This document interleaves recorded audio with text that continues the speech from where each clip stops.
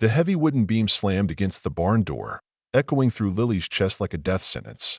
Outside, her stepfather's boots crunched on the dirt, each step pulling him further away from her desperate cries. At just 12, Lily pressed her small hands against the rough wood, feeling splinters bite into her palms as she pushed with all her might, but the door wouldn't budge. Yeah, that happened. Otis Caldwell had finally done what he'd been planning since her mother passed away 3 months ago. He found his solution to the Lily problem: lock her away in the barn where no one could hear her screams or ask questions. The nearest neighbor was miles away, and Otis made sure everyone believed Lily had run off to distant relatives back east. Nobody would come looking. The barn loomed before her, dim light leaking through the cracks between weathered boards. Dust floated lazily in the thin rays of sun, mocking her freedom as it danced effortlessly in the air. The smell of old hay hung heavy, mixed with something else, something alive, watching. In the far corner, yellow eyes glinted from the shadows. Nellie, the old goat Otis kept for milk, stood motionless, studying her new barn mate. Most folks just saw Nellie as livestock, but the way those eyes looked at Lily now, you could swear there was understanding there.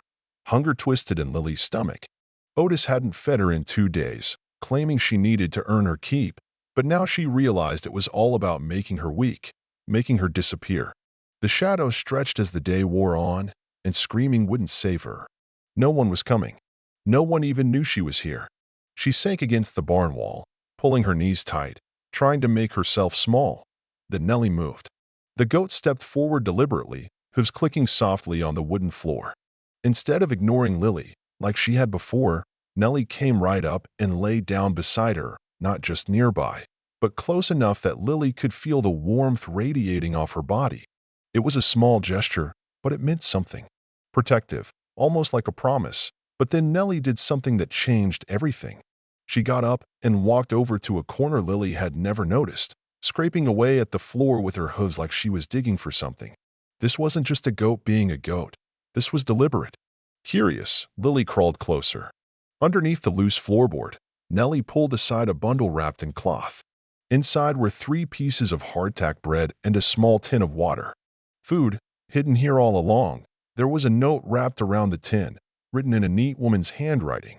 For Lily, when the day comes, trust Nellie. She knows more than she shows. Your loving mother. Lily's breath caught. Her mother had known, somehow foreseen Otis's cruelty and planned for this moment, training Nellie to watch over her. As Lily ate, Nellie positioned herself between her and the barn door like a sentinel. Every few minutes, the goat's ears twitched toward sounds Lily couldn't hear, tracking Otis's movements outside. The sun set, casting long shadows that flickered through the cracks, and Lily dozed fitfully against the wall, no longer starving thanks to her mother's secret. Just before midnight, Nellie began making a soft, rhythmic bleating, not random, but a signal. From outside came an answering call, far from Otis's direction. Someone else was out there, responding.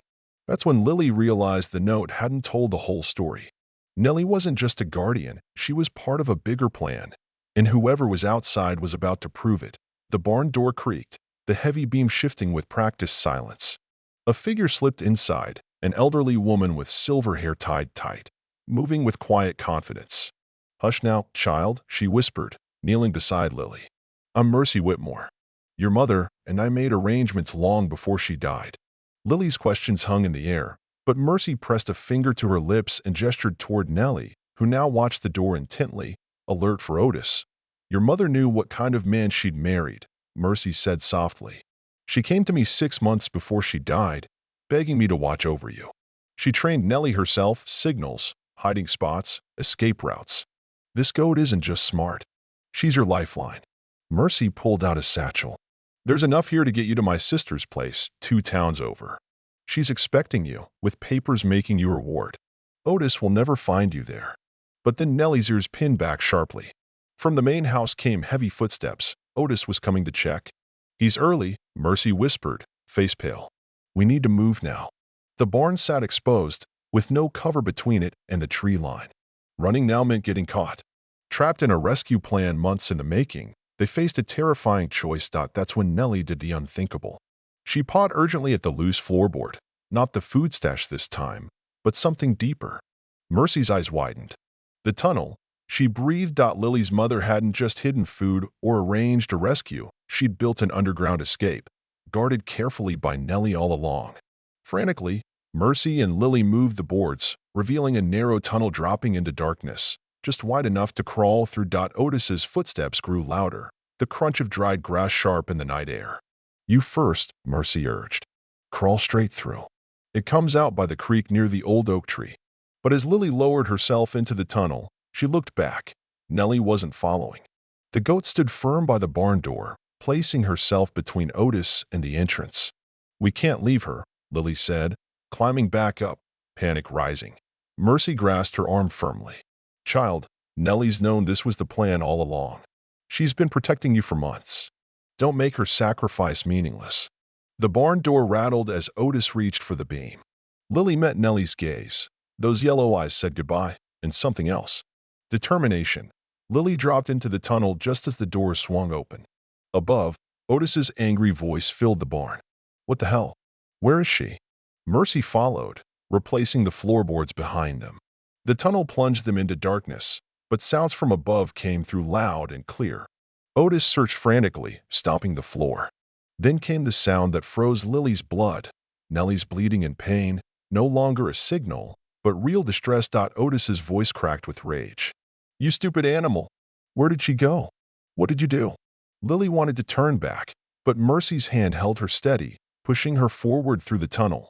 They crawled on in silence, Otis's fury fading behind them. Minutes later, they emerged beside the creek, the old oak tree's branches sheltering them from the moonlight. "My wagon's hidden just beyond those trees," Mercy said, helping Lily up. "We'll be at my sister's place by dawn." But then voices drifted across the night, men's voices, harsh and demanding. Mercy froze, gripping Lily's arm. Someone else was coming. Not to help, to confront Otis. From their hiding spot, they watched as 3 men on horseback surrounded the barn. The leader, a tall man with a badge glinting in the lantern light, dismounted and called out, "Otis, well, we need to talk about your stepdaughter." Lily's heart hammered. These weren't random visitors. They'd come specifically for her. But how did they know to come now? Otis emerged, angry and confused. "She ran off weeks ago. I told you, Sheriff Morrison. Ungrateful kid, always causing trouble." Sheriff Morrison stepped forward, hand on his gun. "Funny you say that. Got a letter yesterday from a woman in town. Said she'd been watching your place, saw some disturbing things. Said there was evidence hidden in your barn." Mercy squeezed Lily's hand. It all clicked. This wasn't just a rescue. Lily's mother had planned every angle, including sending evidence to the sheriff, timed perfectly with Lily's escape. Otis snarled denial, but panic flickered beneath. That girl was nothing but trouble. "Then you won't mind if we search the barn," the sheriff said. Inside, one of the men found the empty food cache Nellie had revealed. "Looks like someone was hiding supplies here." Another noticed bloodstains, recent, fresh. Lily realized Nellie's cries weren't just pain, they were signals, guiding the sheriff's men right to the evidence. The goat had been waiting, watching, ready. Otis's face turned white. "Listen here." "Yes, you do," Sheriff Morrison cut him off, producing iron shackles. "You're under arrest for child endangerment and abuse. We'll handle the rest after a proper search." As Otis was secured, the sheriff called out, "This goat keeps pawing at the floor, like she's trying to show us something." Even from a distance, Lily could see Nellie digging, revealing the tunnel entrance again. She was making sure the law found everything, every piece of evidence, every escape route. Then came the biggest surprise. The sheriff found a second hidden spot behind hay bales. Inside a metal box lay letters from townspeople reporting suspicious activity, all evidence against Otis. And at the bottom, a will from Lily's mother, Ruth, leaving the property to Lily, not Otis. "That's impossible," Otis yelled. "Ruth left everything to me when we married."